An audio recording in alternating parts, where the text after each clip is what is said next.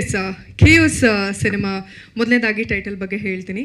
So ಇದೊಂದು out and out investigation ಇರುವಂತಹ cinema. So ಇನ್ವೆಸ್ಟಿಗೇಷನಲ್ಲಿ ಸಾಮಾನ್ಯವಾಗಿ ಸಾಕಷ್ಟು ಗೊಂದಲಗಳಿರುತ್ತೆ, ಸಾಕಷ್ಟು ಪ್ರಶ್ನೆಗಳಿರುತ್ತೆ. ಸೊ ಹಾಗಾಗಿ ಕೇಯೋಸ್ ಅನ್ನುವಂಥದ್ದು ಒಂದು ಇಂಗ್ಲೀಷ್ ಪದ, ಅದರ ಅರ್ಥ ಸಾಕಷ್ಟು ಗೊಂದಲಗಳಿರುವಂಥದ್ದು, ಸಾಕಷ್ಟು ಕನ್ಫ್ಯೂಷನ್ಸ್ ಇರುವಂಥದ್ದು.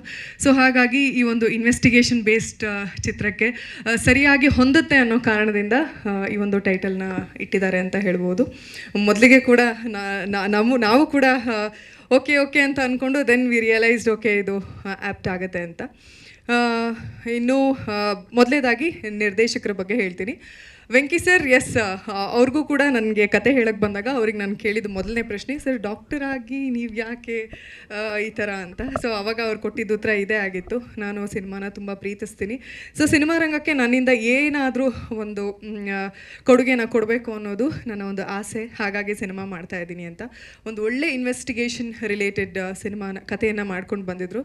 ಸೊ ಪ್ರೀತಿಯಿಂದ ಒಪ್ಕೊಂಡಂಥ ಸಿನಿಮಾ. ಹಾಗೆಯೇ ತುಂಬ ಖುಷಿಯಾದ ವಿಷಯ ಏನಂದರೆ ಈ ಸಿನಿಮಾಗೆ ಪ್ರೊಡ್ಯೂಸರ್ ಬಂದು ಒಬ್ಬ ಹೆಣ್ಮಗಳು. So thank you Parul ma'am for being such a huge part in this movie.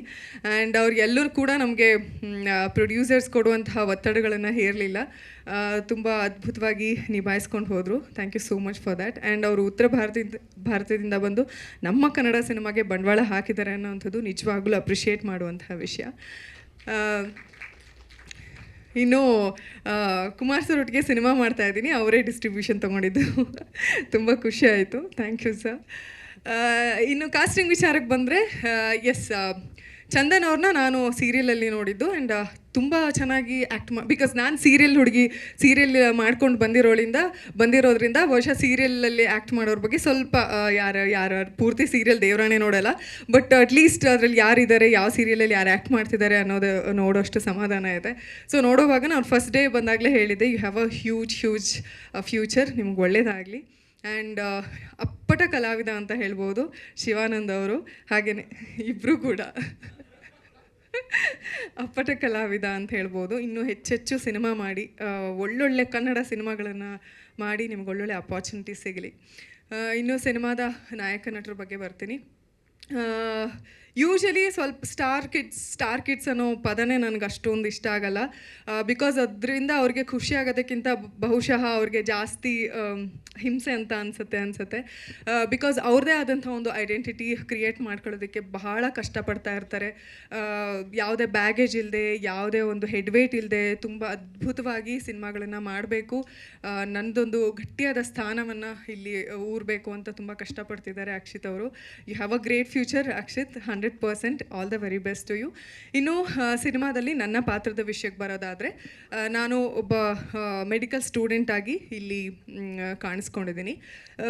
Medical ಸ್ಟೂಡೆಂಟಲ್ಲಿ usually medical student ಜೀವನದಲ್ಲಿ ಯಾವುದಾದ್ರೂ ಒಂದು ಕ್ರಿಮಿನಲ್ ಕೇಸ್ ನಡೆದಾಗ ಅವರು ಆ ಒಂದು ಮರ್ಡರ್ ಮಿಸ್ಟ್ರಿನ ಅಥವಾ ಅವರು ಆ ಒಂದು ಕೇಸ್ನ ಯಾವ ರೀತಿ ನೋಡ್ತಾರೆ, ಅಥವಾ ಅವರೇ ಇನ್ವೆಸ್ಟಿಗೇಟ್ ಮಾಡೋದಾದರೆ ಯಾವ ರೀತಿ ಮಾಡ್ತಾರೆ ಅನ್ನೋವಂಥದ್ದು. ಯಾಕಂದರೆ ಒಂದು ಮರ್ಡರ್ ಆದರೆ ಅಥವಾ ಯಾವುದೇ ಒಂದು ಇನ್ವೆಸ್ಟಿಗೇಷನಲ್ಲಿ ವೈದ್ಯರ ಪಾತ್ರ ತುಂಬಾ ಮುಖ್ಯ ಆಗುತ್ತೆ. ಅಂದರೆ ಒಂದು ಪೊಲೀಸ್ ಕೂಡ ಒಂದು ಕನ್ಕ್ಲೂಷನಿಗೆ ಬರಬೇಕಂದ್ರೆ ಅಫ್ಕೋರ್ಸ್ ಅದು ವೈದ್ಯರು ಏನಾದರೂ ಅದ್ರ ಬಗ್ಗೆ ರಿಪೋರ್ಟ್ ಏನು ಕೊಡ್ತಾರೆ ಅದ್ರ ಮೂಲಕನೇ ಆಗಿರುತ್ತೆ. ಸೊ ಒಬ್ಬ ವೈದ್ಯನ ಸುತ್ತಮುತ್ತ ಏನಾದರೂ ಒಂದು ಮರ್ಡರ್ ನಡೆದಾಗ ಅವನ ದೃಷ್ಟಿಕೋನ ಬೇರೆ ಇರುತ್ತೆ, ಎಂಟೈರ್ಲಿ ಡಿಫ್ರೆಂಟ್. ಆಮೇಲೆ ಎಲ್ಲೂ ಮೋಸ ಇರಲ್ಲ, ಅಂದರೆ ವೈದ್ಯರು ಏನಾದರೂ ರಾಂಗ್ ರಿಪೋರ್ಟ್ ಕೊಟ್ಟರೆ ಮಾತ್ರ ಅಲ್ಲಿಂದ ಅದು ಕಂಟಿನ್ಯೂ ಆಗುತ್ತೆ, ಅದರ್ವೈಸ್ ಹಿ ನೋಸ್ ಎಕ್ಸಾಕ್ಟ್ಲಿ ಏನಾಗಿದೆ ಅಂತ.